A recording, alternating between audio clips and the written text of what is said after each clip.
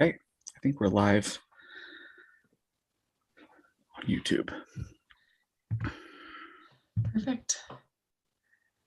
All right, just messaging a few folks who aren't here, but welcome everybody. Really nice to see you. I missed you all last week as I was flying through the air back from California after our first weekend, but got to read the notes and thanks for all your feedback on that. Today's meeting also might be a little bit shorter than the hour and a half. I know we asked a lot of your time in the first few weeks of this process, so I hope it feels like a bit of a deserved relief to have slightly shorter meetings towards the end. But of course, if we need to take the full hour and a half, that's perfectly fine too. So I thought we could begin with just a review of the agenda as folks are arriving still. And let me pull that up on my screen here.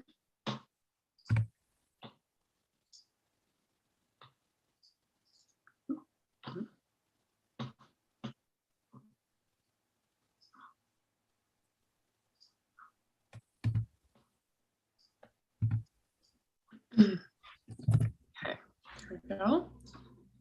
Can everyone see that all right? Yeah, okay, perfect. So arrival here for a few minutes, welcome and review agenda as usual. And then we have two kind of buckets of work today. The first is to review Lynn's and my process design for the next 2 days of information gathering. So you'll remember in this process, that's 12 days at least, up until the final report delivered on July 11th. The process is 12 days in that span, and about 4 of them are information gathering. So a couple weeks ago, we asked for your feedback and oversight on the first panel weekend, so the first 3 days of information gathering. And then upcoming, we have June 4th, which is the standalone Saturday, then kind of the first day of the panelists' second full weekend, June 17th, which we're considering to still be in the realm of information gathering in the process. So we'll show you an outline for that and ask for some feedback. And then the panel has requested some documents in addition to presenters, some documents that they think would be useful in their process. So we thought that would be a really helpful thing for us to get all of your help with tracking down those documents and figuring out who we might need to talk to get various things that the panel requested to see. And then closing, and we'll chat about kind of that final meeting in July and put something on the calendar. How does that sound? Any questions, any requests? Yeah, go ahead, Anne. Yeah, I was also curious, the panel has reviewed our list of speakers that we didn't choose, and I'm curious if you know what they have chosen so far. Yeah, and I think this was reviewed last week. Is that correct, Lynn? The panel selected presenters? Is that what yes, we briefly went over that last week, but oh. could definitely share it again. Definitely. If you like. I guess I was mentally absent. No worries. Sorry. I didn't not a problem. Call you out, Anne, because I was checking my memory since I wasn't actually here. Yeah, I'd be happy to pull that into chat here and can make it into a document that goes out via email as well, if that's helpful.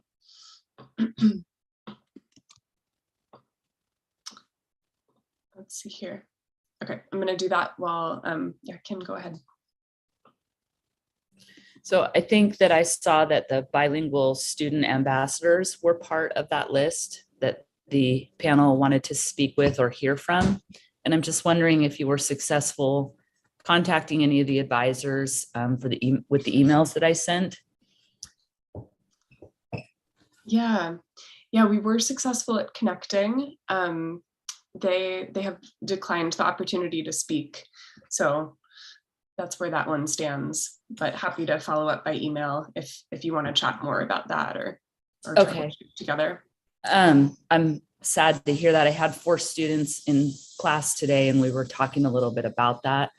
And they're not formally part of that group, but they are certainly part of that community. And we talked a lot about the fairgrounds and the event that was held there this weekend, and they all attended and do so regularly. So I was hoping that we would have some luck with that crew, but maybe not.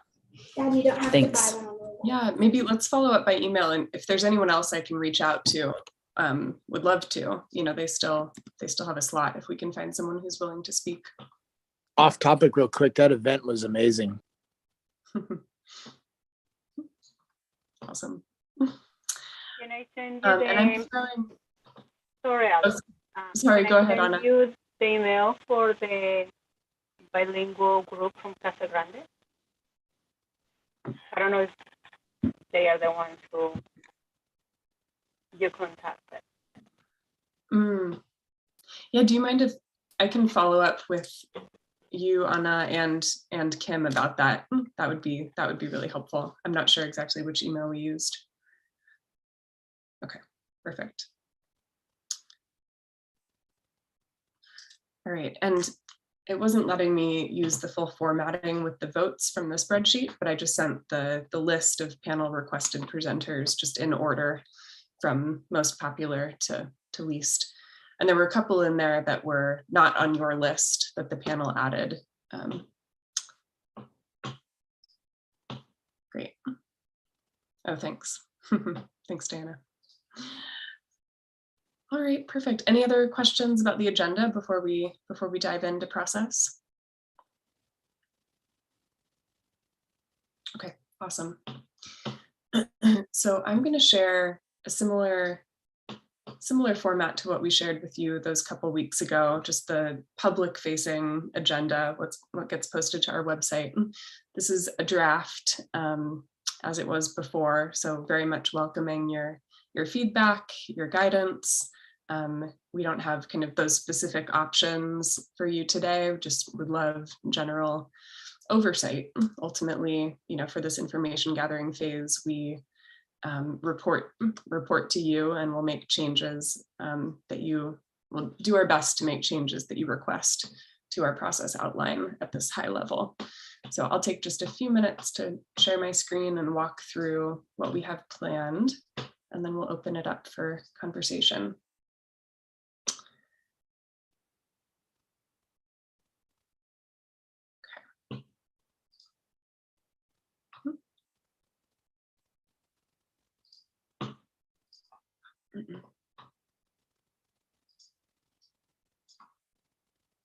Alrighty. So our next panel session is on June 4th. So day 4 of the process overall.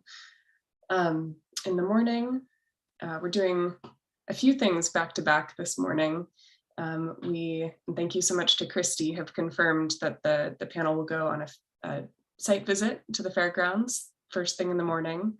So we'll meet there or arrange carpools there and spend the first hour-ish of our day at the fairgrounds, seeing the site. And then we'll return to the community center and have another block of presenters, and then have a little bit more discussion of any gaps in the presentations or information so far. And that'll kind of lead from the gaps analysis that we did at the end of the last weekend, where panelists got to choose presenters, and a final sort of gaps analysis and presenter selection at the end of the June weekend. Yeah, and I'll take a couple questions as we go here. Let's see, Ingrid and Christy have your hands up. Ingrid? Yes, hi. I just wanted to double check. Did I hear June 4th? Do we have something Yes. on June 17th? Yep, June 17th is coming up next. Okay. So we have the standalone Saturday on June 4th, and then Got it. the next long weekend is the 17th through 19th. Okay, good. Mhm. Perfect. Thank you. Yeah, no problem. Christy? Yeah, I just wanted to clarify. We wanted to give fare tickets to all the panel. And I know the racetrack also wanted to give race passes, one night race passes to the whole panel, just so they can experience all of it. I wasn't sure how we go about doing that though. Would that be something we issue to you and then you can hand out to the panel? That's very kind of you. Yeah, let's follow up by email about that. I'm not exactly sure how we would orchestrate that, but we can. Okay, yeah, we just want to give them as many opportunities as they can to, participate and see things. Awesome, thank you. Yeah, I'll follow up by email about that. Anne? I'm curious if our group might be able to join the tour on the 4th. Interesting. That's a good question. I'm okay with it on my end, just so you know. I'd also be happy to extend the invitation of fair tickets and race tickets for anyone who has never been or just, wants to see it this year. Sounds good. I'm going to take that down just as a question for discussion when we open it up. And let's circle back to that. I'm curious if Lynn has thoughts and if everyone else has thoughts about that. But do you mind, I'll just finish our little overview here and then jot down some questions to return to.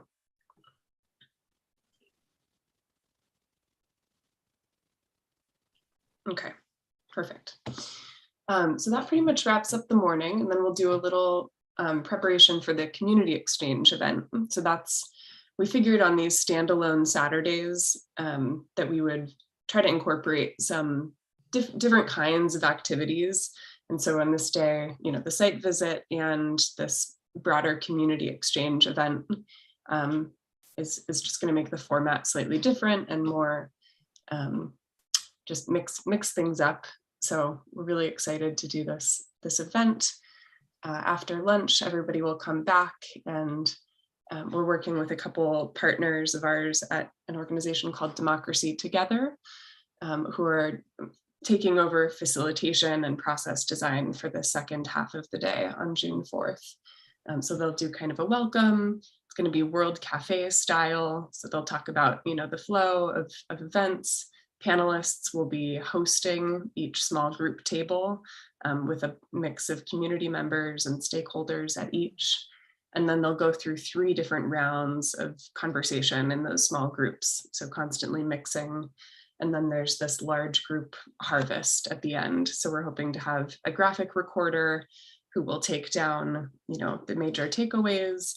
And this is intended to be an opportunity for, many more voices to come into the process in a less time intensive way than if each person got, a presentation slot, for instance. Yeah, we can go to a question, Katie. I may have just missed this, but when you say welcome community members, who exactly are these community members? Yeah, so we've been taking RSVPs for this event for a few weeks now. This is the community exchange event. Okay. And essentially we've reserved some tickets for stakeholder organizations who were nominated to the IAC. We've reserved some tickets for folks who volunteered to participate on the panel but weren't selected. And then the majority of seats are open just for the general public. Yeah. Awesome. So moving on here. One more question. Go for it, Kim. Could we be informed as to who has RSVP'd yes or no, or you haven't heard from them, so we could maybe reach out and ask them to respond? Yeah, I'm not sure about sharing the RSVP list. I'd have to think about that and talk with those partners. But I certainly think that, if you all wanted to help us promote it, that would be fantastic. Sharing the flyers, sharing the RSVP link. Do you mind if we circle back offline after checking in with those partners about sharing the actual RSVP names? Sounds great. I guess I assume I find the flyer on the website. Yeah, all of the information is on the website. It's Healthy Democracy/Community Exchange. Okay, thanks. Yeah, definitely.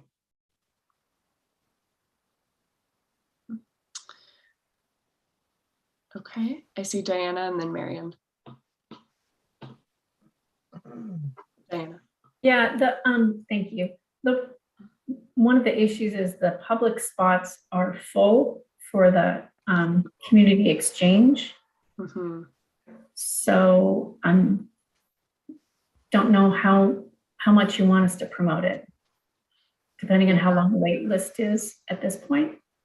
Yeah, thanks for that. And that actually, something just changed on that today.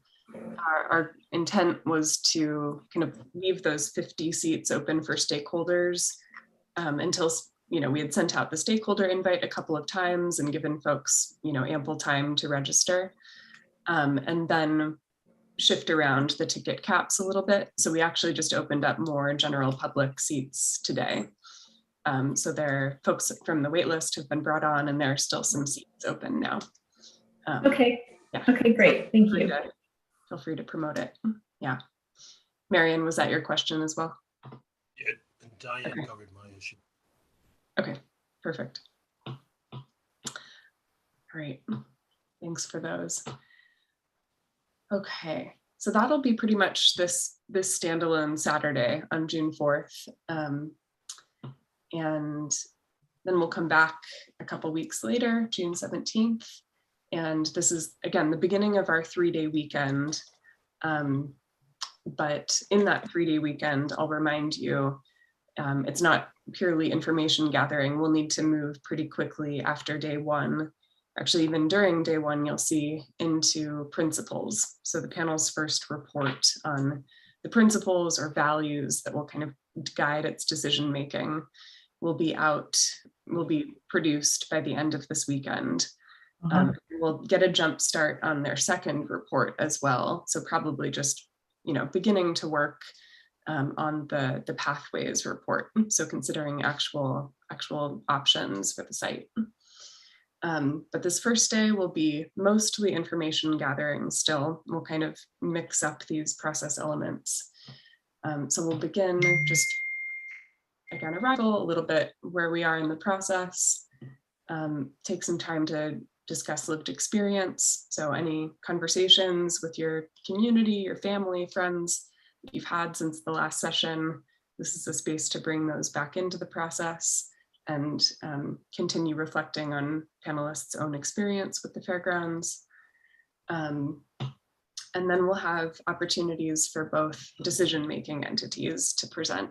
So this is kind of a special slot, not just to present on perspectives on the question, but rather how will the panel's deliverables be used? So what's kind of the pathway to impact? What's being asked of the panel?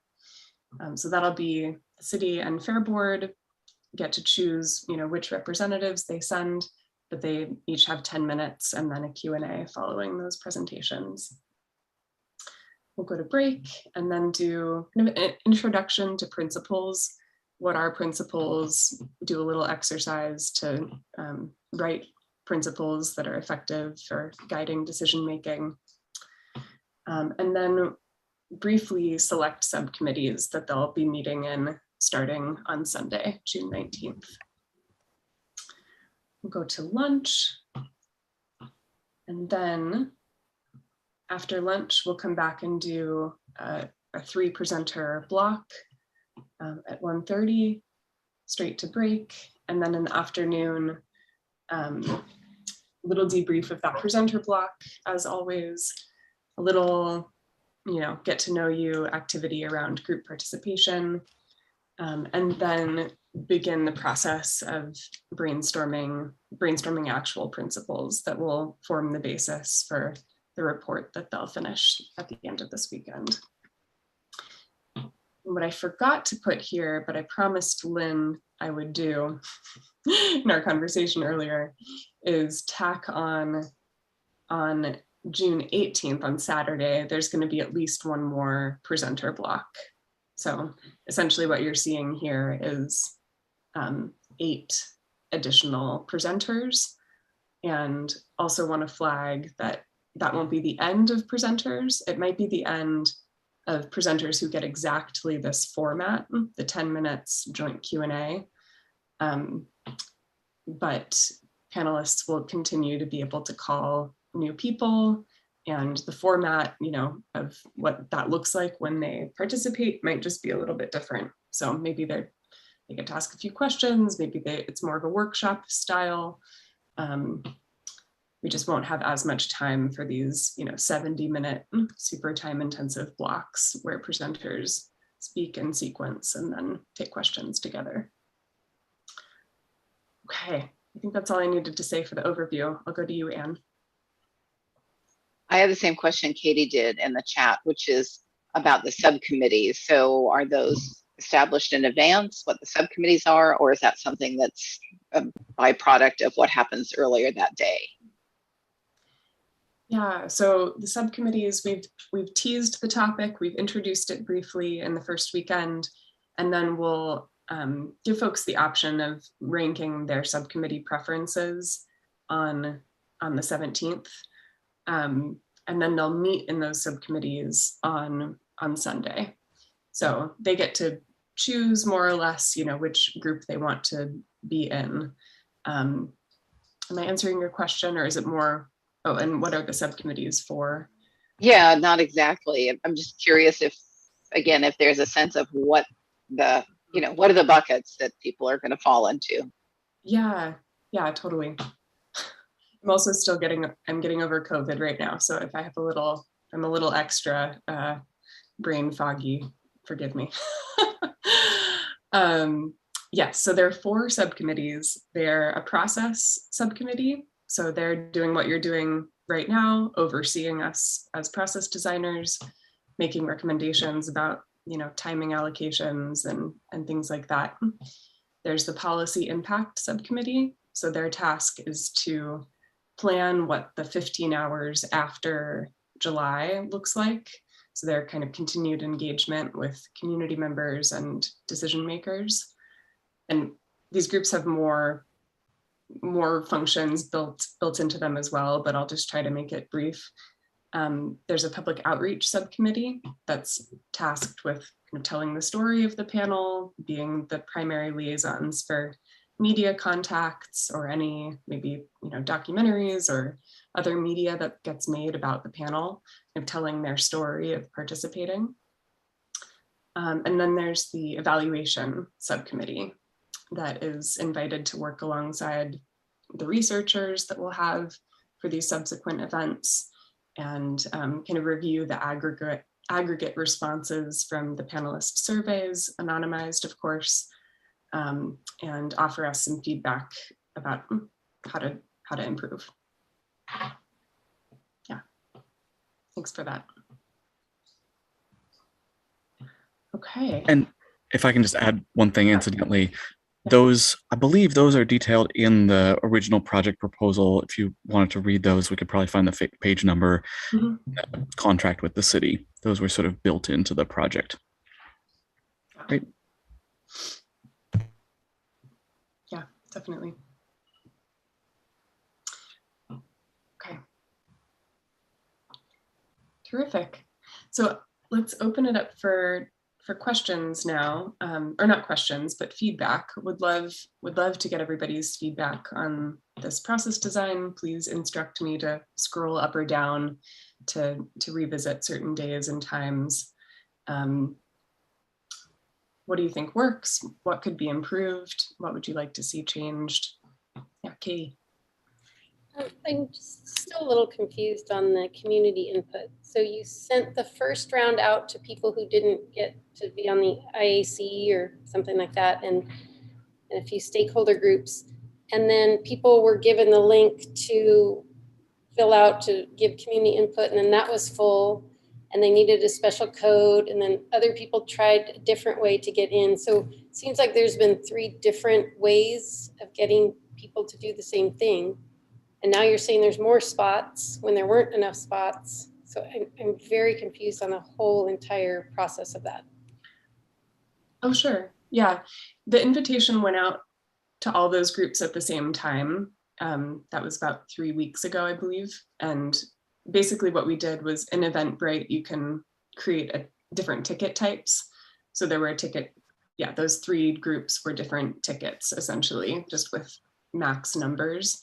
And essentially our thinking behind that was that we wanted to give equal space for stakeholder organizations who might not have had the time or interest in participating on the IAC, kind of equal preference as members of the general public, including folks who responded to be on the panel who weren't selected.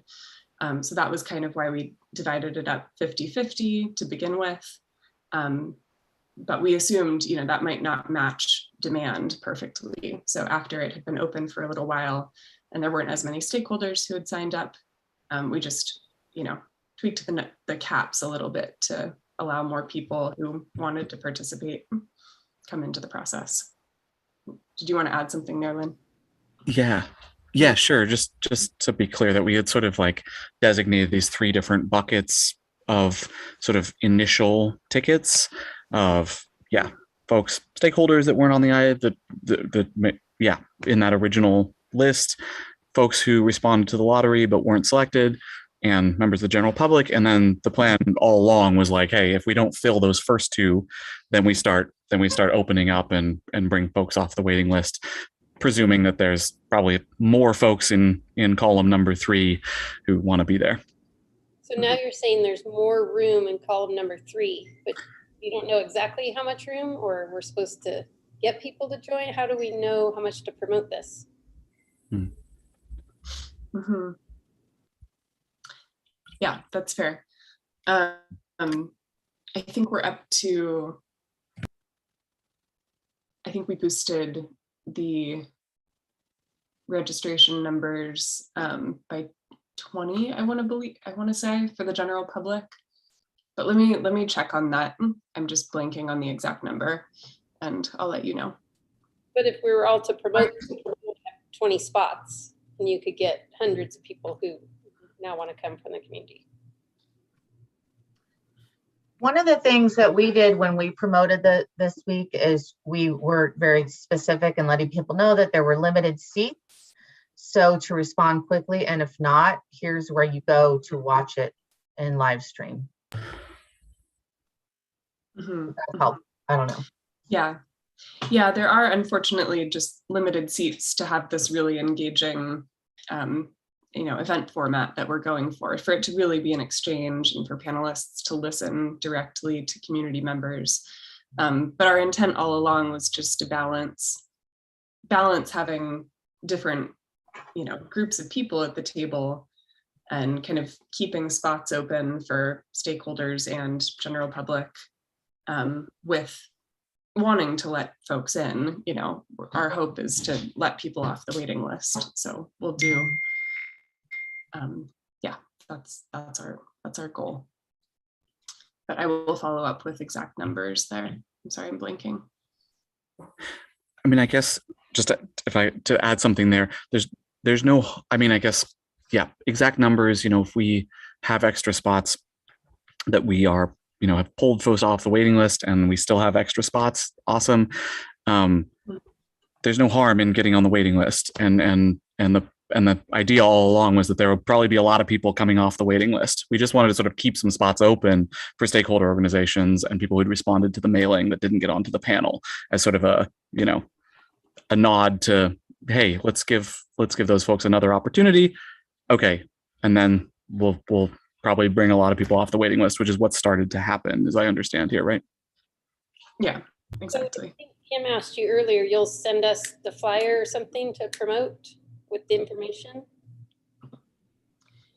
I thought that's what she said. I can certainly send the flyer. I think you all should, I can resend that, and then Healthy Democracy / Community Exchange is where you can find all of the details as well. So let me, oops. Is it not a link from a link from Healthy Democracy / Petaluma? I think you can find it from the project page as well. It's community-exchange. Community-exchange. Okay. Yeah, I can probably.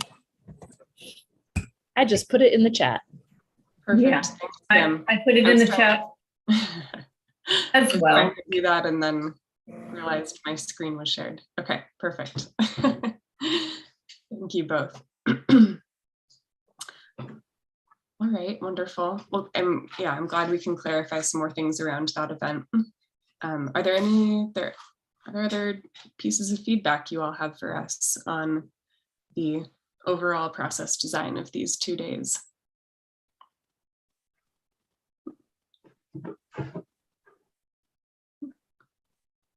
Go ahead, Diana. Could you just start from the day after June? Yeah, start from the afternoon of June 4th. Mm-hmm. Okay, so there's 3 rounds of discussions, a break, and then a thank you. And then they're off for a while and they come back June 17th. Okay. Mm-hmm. To see where they are and what their goals are, and then reflect on what they might have learned. And then there's another round of decision maker presentations. That's the city and the fair board. So that's a second round, right? There was already a first round of those. No, actually, No? we did not end up doing those in the first weekend. So this is the first time. Yeah, this is the first time they've read through the city and fair board's briefing materials, and this will be an opportunity for them to ask questions. Okay, great. And then the afternoon of June 17th, Mm-hmm. they start talking. Oh, I guess they already started talking about subcommittees in the morning, huh? And then there's another presenter group. Mm-hmm. Debrief. So the principles brainstorm, is that about the principles they're going to use to make decisions, or the principles? Mm-hmm. Can you elaborate a little bit on that? Yeah, definitely. And I wonder, Lynn, if you'd be able to pull that language from the proposal as well, the description of the principles report, that might be helpful here. Essentially, this is, principles for their decision on this question. So this is the first in their series of 3 deliverables, and the principles are essentially what values, should any decision about site uses at the fairgrounds, what criteria should it meet? What values should those decisions uphold? Yeah. And this is just the beginning. We'll start to brainstorm on that Friday afternoon and then continuously iterate on that throughout Saturday and Sunday.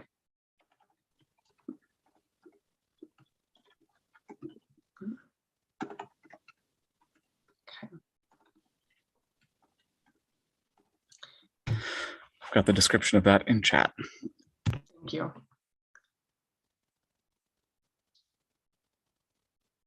All right. Well, if there aren't any other, I guess I should ask as a follow-up, Diana, did you have any feedback based on kind of going through that again? Thank you. That was much clearer just to look at it a second time. Okay. Appreciate it. Yeah.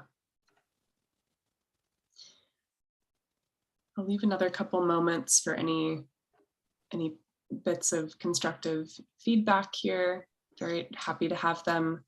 Also happy to move on to our second topic, which I think we're about on time in the agenda if there aren't any other discussion pieces here. I'll go to Katie. I keep putting them in the chat, but I don't know if anyone's checking that. So there's presenter group 7 and background presenter group 8. Are those the names you gave us at the last meeting, and you just start at the top and work your way down and see who's available? So the number there is just the number of slots that we've had. So most of these kind of presenter blocks have 3, some 2 different presenters. So that's just keeping track of the order, how many blocks there have been. But yes, so we'll work down essentially the first 3 presenters that are guaranteed a spot if they want it, came from the IAC folks that we didn't schedule on the first weekend that were recommended by the IAC. And then after, you know, we've moved through those names, we'll start working down the panelist selected names. So that's different than what we heard. So the one in the chat, the list in the chat that we got last week, at least I understood, we were told that's who the panelists wanted to see. But now you're saying it's the people we had ranked.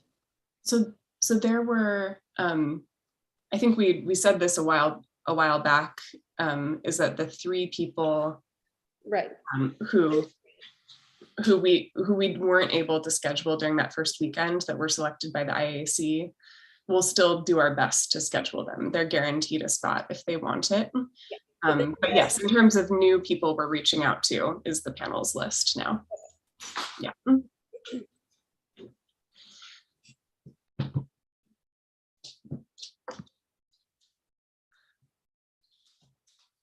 And I'm going to pass to you for a moment. I need to let my dog out.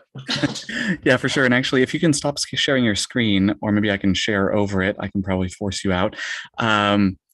Well, let me see just really fast if there's any other comments about the process coming up here.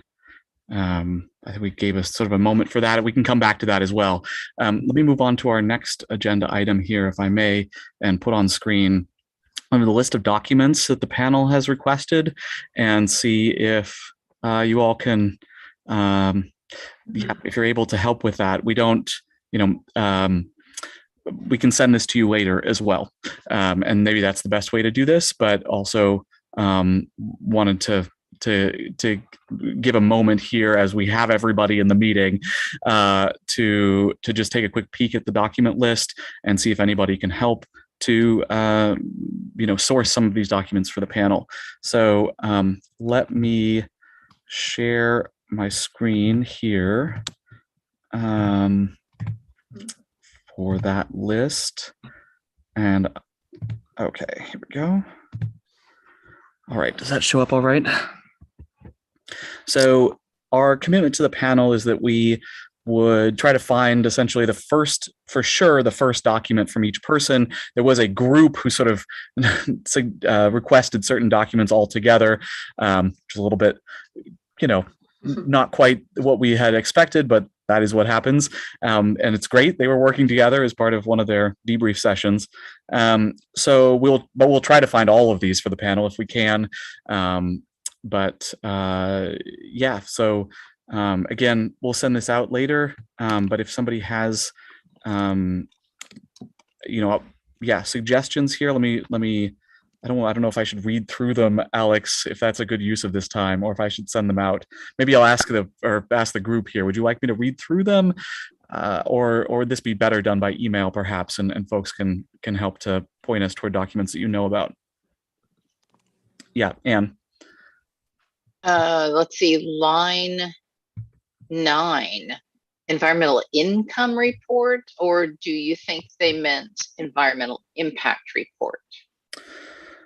Yeah, we may want to check back with them. This is an unedited list, I should say, and we have not gone back to them to ask about things like that. So one would think probably impact. Okay, and then line 6. What are the plans for the Petaluma River Park? So I think they heard from a speaker about that park. Is that right? Right. And so do they mean literally plans like as in architectural plans or landscape architecture plans, or do they mean more sort of a written statement about it? Okay, let me just make a couple of notes here so we can follow up with folks.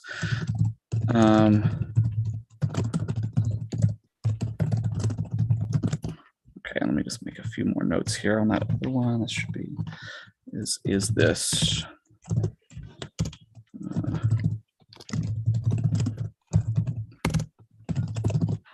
Okay. All right. I'm also wondering if on line 2, it says how you get what you get, play from know before you grow. I wonder if that means plan. Oh, but instead of play. Hmm. Yeah, I don't think they do plays. Actually, they do. Oh, they do? I believe they may do a play. Yes. Because it's a planning group, just saying. I've Hmm. never heard of them doing a play. That was specifically discussed in one of the presentations. Yeah. Okay, well, I'll have to find that out then. Okay. If you can, Oh yeah, maybe Alex, if you can help me with hands. Yeah, definitely. Let's go to Anne and then Kim. Oh, sorry. Anne already went. Kim? Thanks. I'm just curious about line 11. And they are requesting decibel readings. I feel that added to that should be the current decibel expectations / rules, because there are those. And then line 12, it says costs for Petaluma schools. So the city school district doesn't operate a school on the fairgrounds, to my knowledge. So those are private entities. So Live Oak is a charter school under the Petaluma City School District. thank you. But it's not the only school on the fairgrounds, right? So there's a preschool there, and that one's private. So to my point, the school district would not have all of the information about that request, and they would need the private information from the preschool operator. But the school district would have the Live Oak data, I'm sure, right? Yes. I was actually reading that data and on land and maintenance costs for schools in general. I wasn't reading that for schools on the fairground. Okay. Maybe that's a question here. Yeah. That's a fair question to bring back, but be casting a wide net.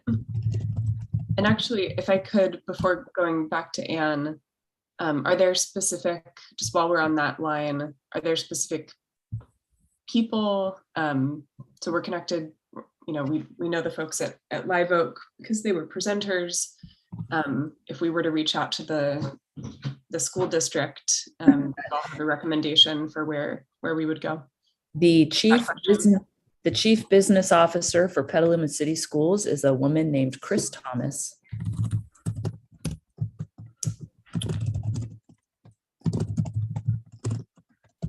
She's the CDO.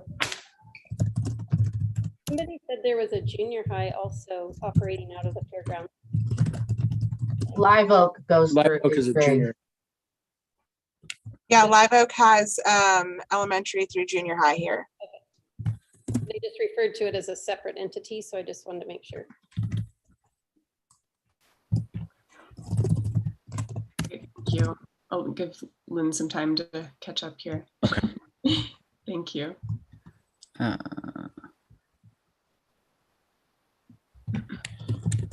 What do you think it means when it says more data about the proposed housing? I'm not aware of any proposed housing. So we've got a couple hands up. Ingrid, would you mind? Oh, sorry. Yeah, no worries. Sorry. I'm looking at a different frame because I can't see the size. No worries. Okay, let's go to Anne and then Marian, and then we'll go to you, Ingrid. Okay, let's see. So line 2, the source would be Dave Alden. I already emailed him about it. So, we'll see if we can get that. General plan, the source for that would be the city planning department. I can get that one. Great. And then line 7, I have the same question that Ingrid did, more data about the proposed housing. Do they mean on the fairgrounds? In which case, yeah, there are no plans. Or did they mean other housing developments in the vicinity or in the city?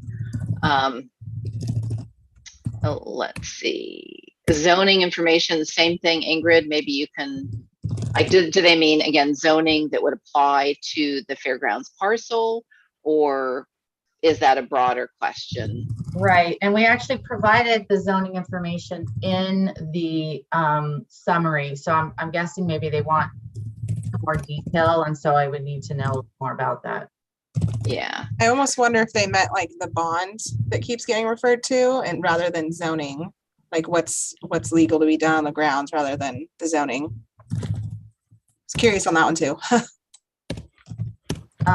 Yeah, I don't see that one here, but if that is, that would be good to know if that is the question.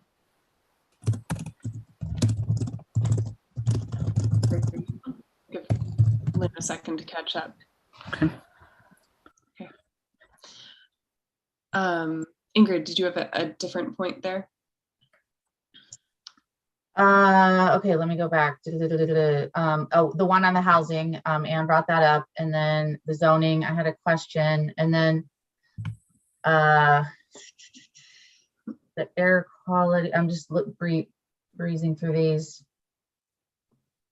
Testing pre and post sound, I'm not sure what those are.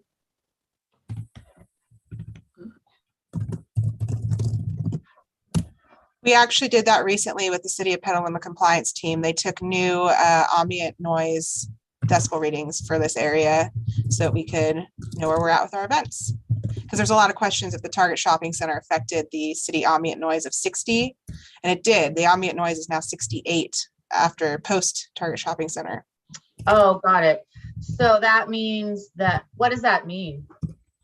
That Like, means what else do they need to know?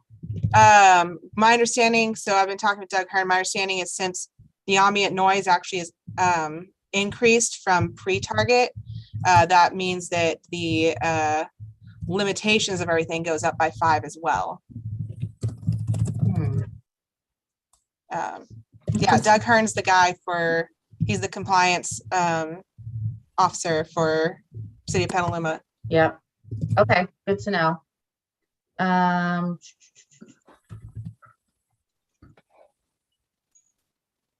Oh, and then it says fairgrounds plans. Do you think that means like the current use of the fairground? It says 2 sets of plans. I think that's referring to the actually 3 sets of plans we proposed to the city that the city dismissed, but we did propose 3 plans. Oh, Trunk our yeah, ground. and that I don't know if they know, and I'm happy to point it out, but it's on our website as a link, and it's noted in the summary. So I'll send that over. That's the populist PowerPoint, right? Christy? Are you there? Sorry, hold on a second.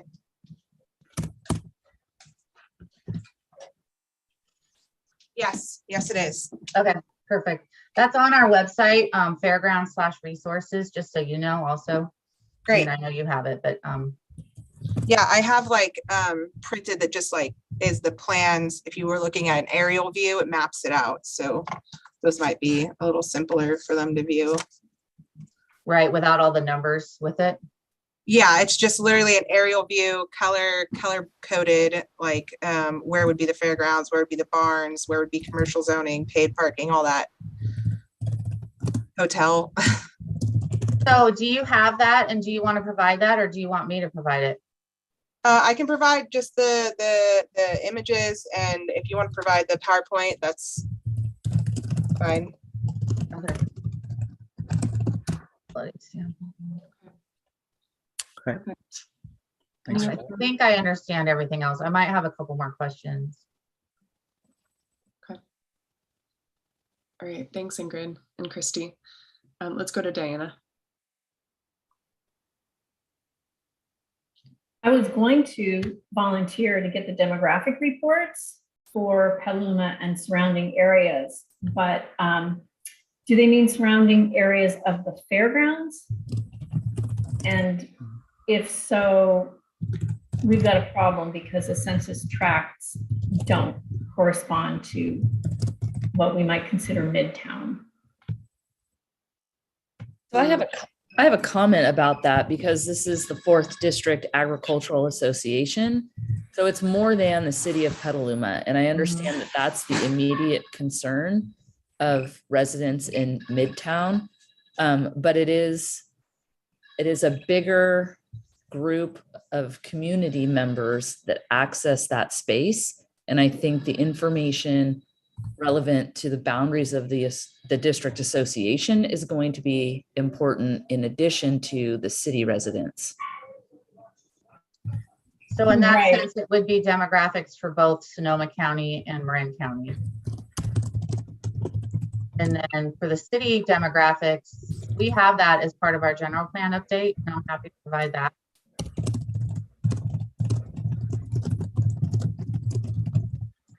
Great.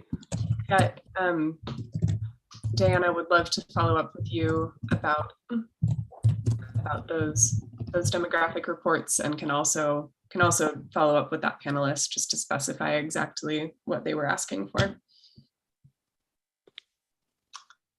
One says better fairgrounds map with parcels and spaces identified.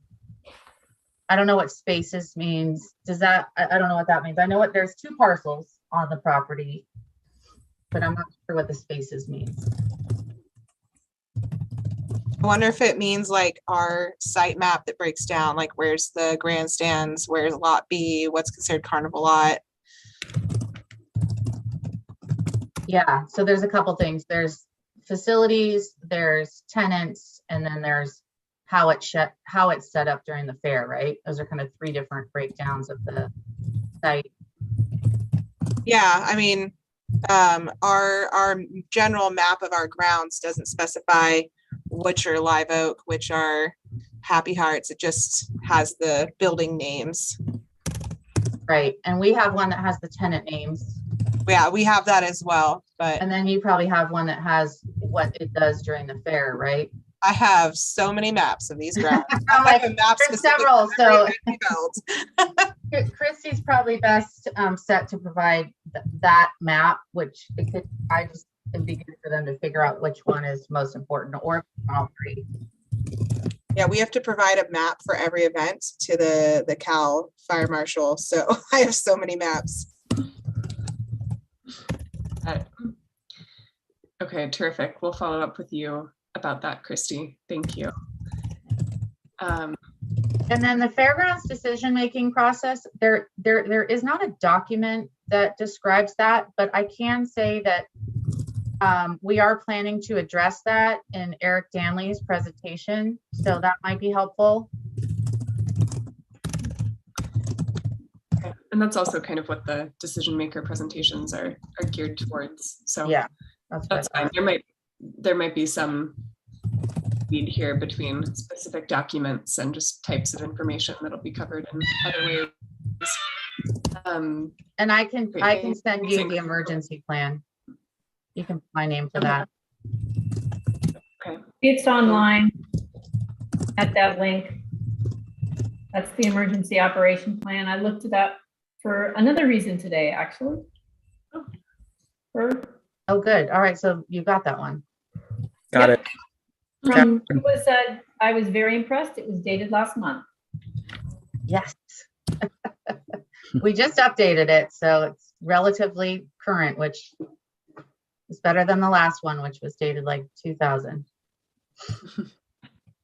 We also have a state one, if that's helpful, since we do, we're part of the state emergency evacuation plans, emergency shelter plans. So we have to have it's actually considered a special event license from CAL FIRE to operate as an emergency shelter. Thank you. And I know Anne's hand has been up for a little while. Let me go next to Anne. Thanks. I was just commenting that I think line 14 and line 22 might actually be the same question. 2 sets of plans, again, could be referring to an architectural site plan as opposed to a, speculative future plan. So it'd be good to clarify whoever requested that, what they actually had in mind. And I had a similar comment about the demographics request, that there's whatever we might think they meant, but it'd be good to know a little more clearly what they're actually asking for. Definitely. Yeah, thanks for that. Okay.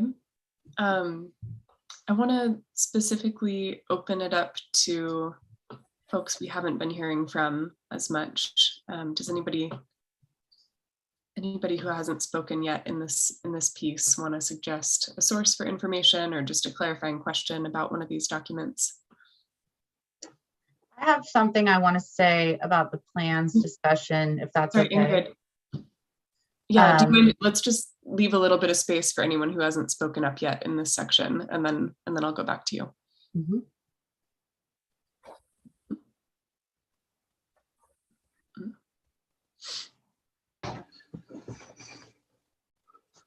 Hi, Jerry. Hi, sorry I'm late. I completely missed this, forgot it. My apologies to all of you. So I assume these are questions. This is information that the panel wants regarding these topics. Yeah, these are specifically document requests. Not all might map perfectly onto a document, but we're going to go about trying to find as many of these documents for them as we can for their next session. So just offering folks, or really asking for your support in identifying sources for this information, or people willing to help us track it down, or clarifying questions about what the panel was asking for.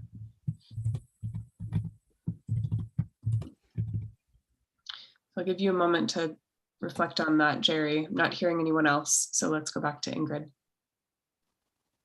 So one thing I wanted to say about the plans and possible future plans, there are many iterations of possible future plans for the fair. And I really feel like what we want is to get sort of like clean direction that's not encumbered by any past discussions. Plus those past plans require a lot of caveats that wouldn't be available without a person speaking to them. So I would like to propose that we don't, I mean, there are sources and their information online. All of the documents that we're talking about are online, but I just want to make sure that the panel stays focused on what people want in terms of experiences on the future, not what have they discussed in the past and what do we think about those past iterations. And I throw that out for the panel to discuss because I think, like I said, there's lots of past discussions and they all have so many caveats and so many ifs that I worry that it could be confusing and misleading. Yeah, I think that's certainly a fair point to raise. If you were speaking to the panel, we definitely won't be. We're going to try to find as many of these as we can. So anything the panel requests, anything they think is going to be useful to do their work, we will do our best to find for them. And so, yeah, we won't be kind of restricting or narrowing down this list at all. Well, I just think it would be good to be super clear on what they're asking for. Absolutely. Yeah, totally. So then I put it in the chat, but I think it's probably better just to ask it. So if there are, I've been here a long time. I know there's lots of talk that's happened about the fairgrounds, but where are these iterations of plans for the grounds that you're talking about? And do people have access to them? And if yes, how do we access them? What does that look like? Well, and just to help you out, if you guys decide to go that route, there's at least 3 documents on the city's website about past discussions. There's an assessment that the city did that has 4 optional plans. Then the fairgrounds did a PowerPoint that has 3 optional plans. And then I think even before that, there were different plans. One was around like something called the hub.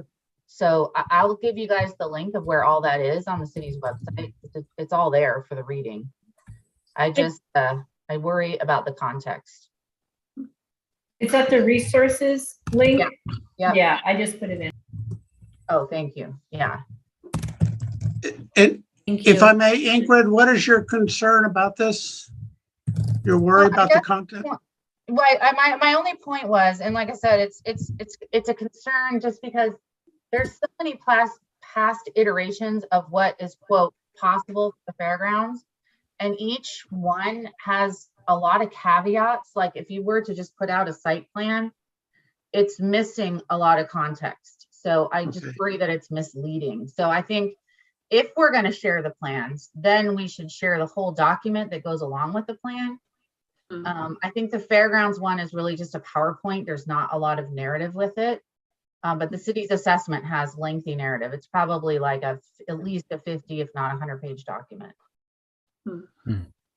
So I just think it's important to have the context of what's being thrown out there, because it's not like you can't just look at a site plan and take it for what it's worth on a piece of paper.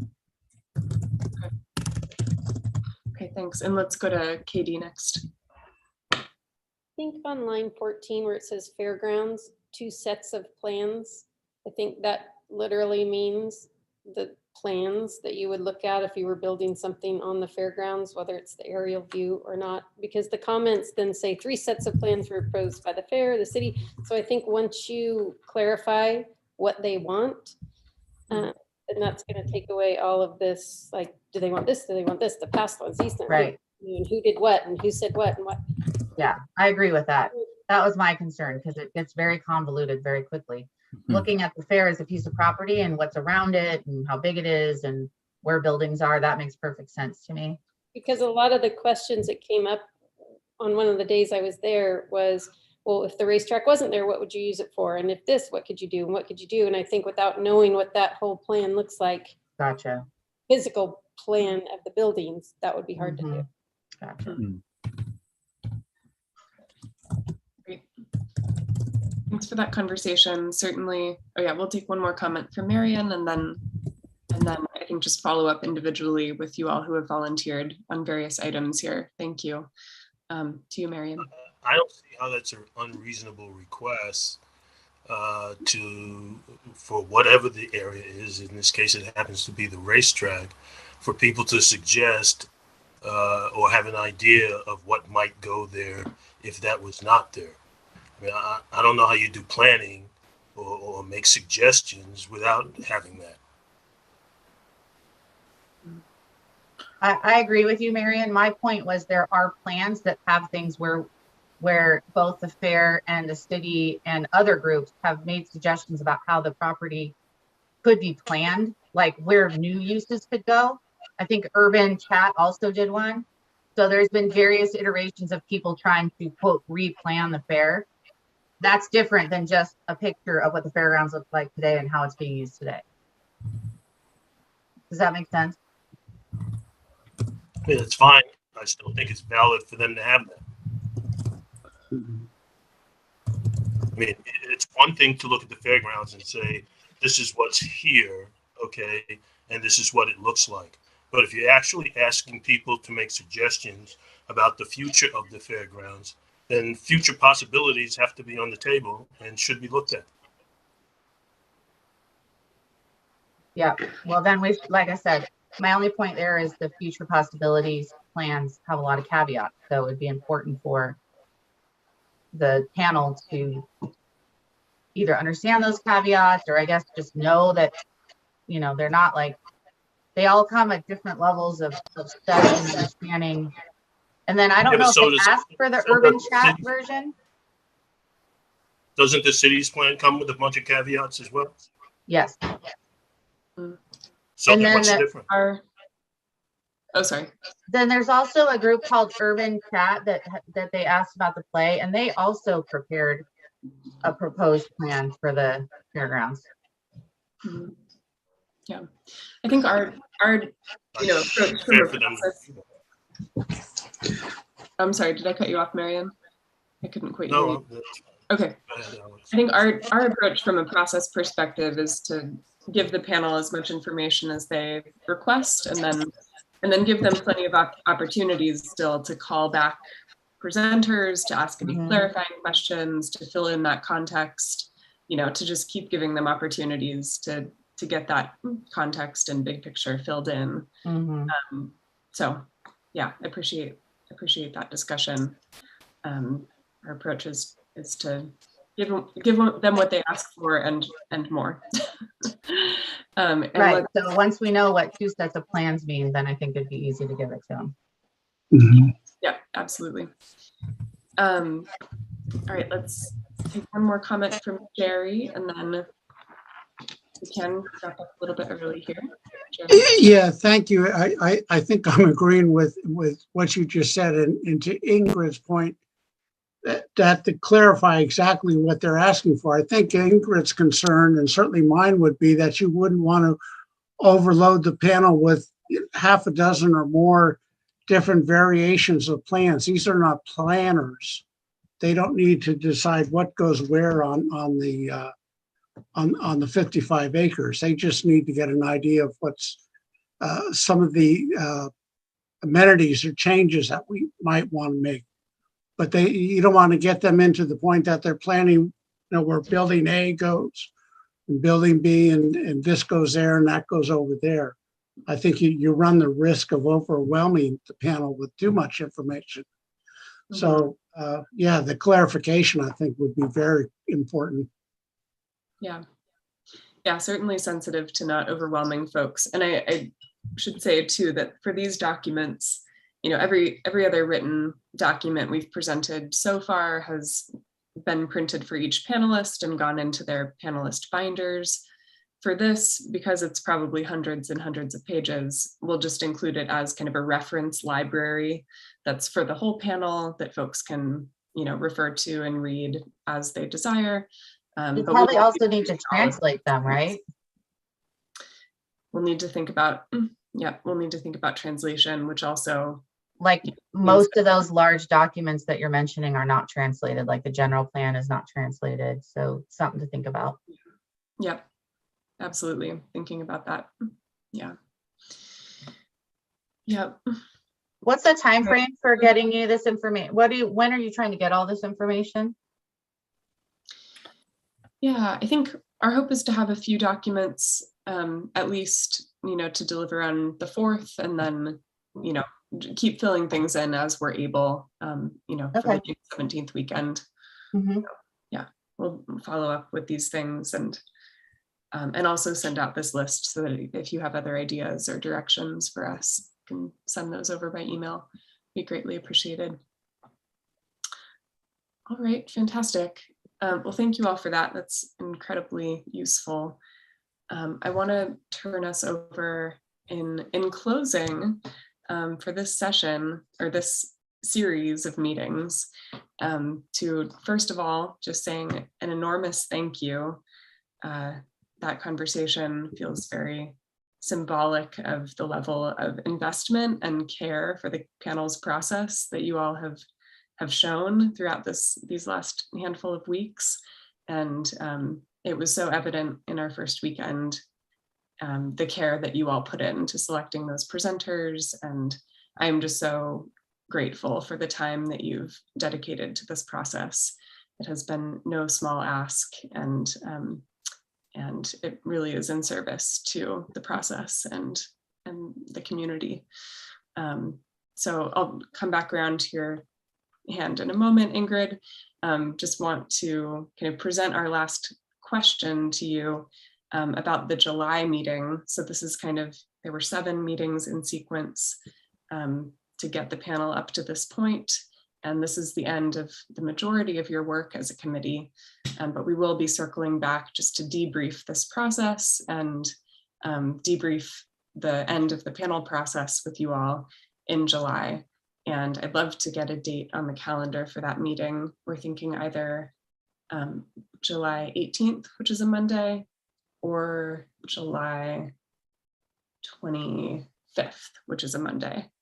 So as I turn it over to Ingrid, if folks could just share in the chat if you're free for one of those or both of those. Was it July 18th and what was the other one? July 25th.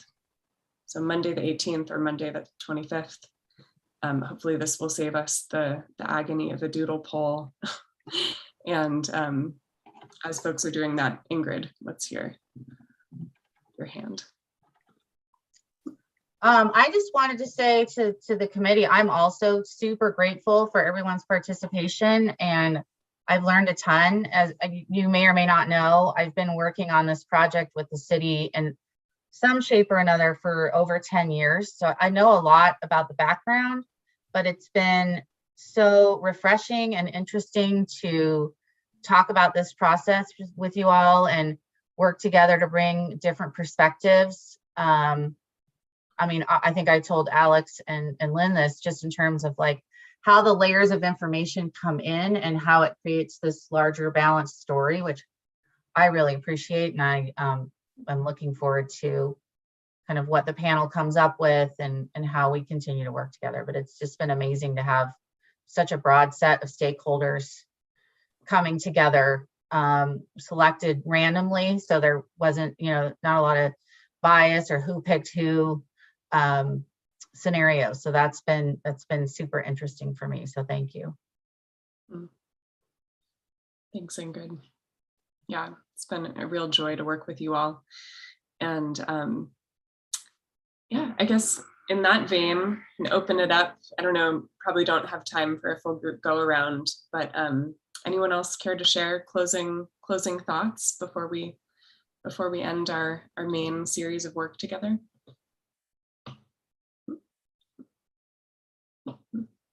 Yeah, and no need to raise your hand at this point. Just feel free to speak up. I think it's an important process. And I think it's one that more people need to be involved in. Democracy is not a system that works easily, and it requires participation. And it also requires compromise. And I think that this is hopefully the beginning of more people getting involved in the process. It's easy to, be out in the streets and complain and not get involved. I think more things get done by getting involved in the process, learning how it works, and having an impact from that perspective. And so I think this has been very good. And the city's going to be doing additional outreach outside of the panel. And I would be super grateful if people from this group would be interested in participating or bringing their network, or even other people from the group. We'll be reaching out to kind of do like a parallel track system. When is that going to be, Ingrid? So we have a survey ongoing right now. We're working on a digital storyboard process, and then we're looking at doing a workshop in July. Okay. I just want to cityofpetaluma.org/fairgrounds. It's all laid out. Okay. I just wanted to second Marion's comments. I completely agree with them and would like to see more of this type of engagement.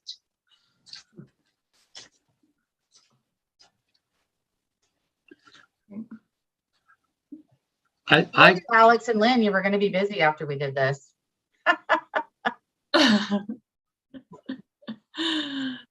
Great. Any other closing remarks? I enjoyed this. For the most part. It at times was very frustrating, and it's also enjoyable and interesting, and I think in the end worthwhile. And I think it was a good demonstration that democracy is indeed quite messy. So, but it works. So, thank you for hosting this, and thank you to all the rest of you for participating. I agree on how valuable and interesting it's been, and I hope the city gets out of this process what they want in terms of well-considered decision-making with a lot of community input. And I'm kind of looking forward to June 4th to see what happens then.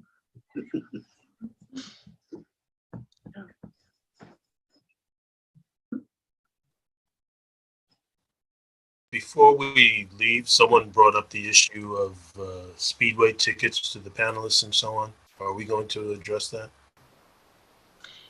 Yeah, I'm going to be following up with Christy offline about any ticket distribution to the panel. Thanks, Marion. Okay, for what it's worth, I think it's a good idea.